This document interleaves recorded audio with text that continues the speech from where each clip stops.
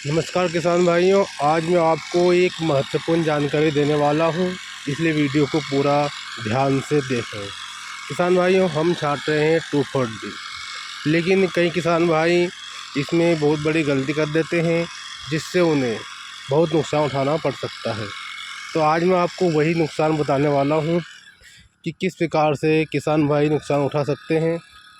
वैसे 2,4-D दवा अच्छी है, जो हमारे गेहूँ में खरपतवार नाशक दवाई जो चारा होता है, सोयाबीन है, चीला है, राई है, इन सब का खात्मा हो जाता है। और हम उसके साथ कुछ दवाई जैसे इमामेक्टिन है, कुछ क्लोरोपाइरीफास भी मिला सकते हैं, जो हमने मिलाई हुई है। उससे कुछ कीड़े मकोड़े, इल्लियाँ होती हैं जो भी मर जाती हैं, इसलिए हमारे जो गेहूँ हैं वे निरोगे हो जाते हैं, वो उनका फुटाव अच्छा हो जाता है। लेकिन किसान भाइयों, इसके साथ साथ इसका जो दुष्परिणाम है वो देखने को मिला है, जो कि आप देख सकते हैं।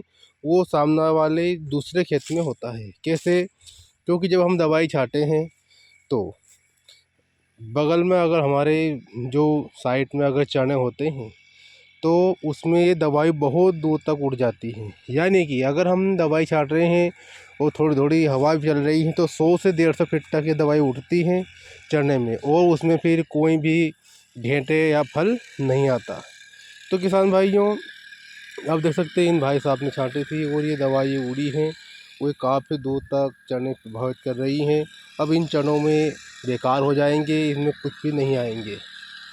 और इसलिए जो दवाई है वो हम छांट रहे हैं, लेकिन इसके लिए हमें बहुत ही लो प्रेशर करना पड़ता है। पंप का धीरे धीरे छांटनी होती है, या तो आप फिर 1-2 सिजिल जगह छोड़ सकते हैं और बहुत कम रेस दे सकते हैं पंप में, जिससे कि चने में बिल्कुल भी थोड़ी सी भी फुर्री नहीं जानी चाहिए।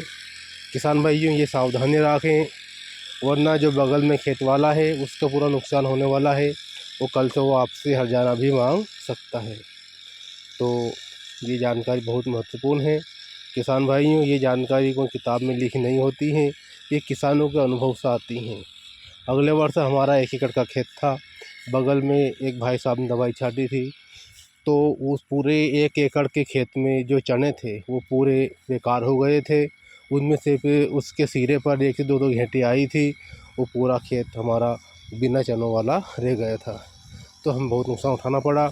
इसलिए हम आपसे कह रहे हैं कि अगर आप 2,4-D छांटते हैं, बहुत ही ध्यान से छांटें, हवा का रुख देखें, और अगर ज़्यादा तेज़ हवा चलती है तो ना छांटें, वो छांटें तो बहुत ध्यान से, बहुत ही धीरे नीचे सिलो करके ही छांटें।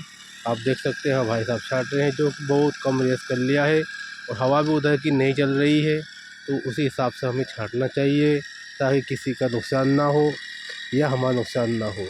अगर आपने चने बोए हैं, बगल वाला दवाई छाट रहा है, तो आप उसको पहले ही बोल दें कि भैया कम रेस पर दवाई छाटे और दूर से छाटे, वरना ना छाटे। तो इसी में हम सबका फ़ायदा है।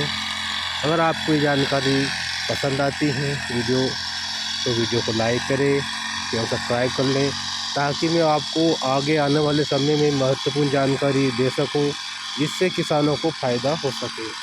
आपका वीडियो देखने के लिए बहुत बहुत धन्यवाद। जय जवान, जय किसान।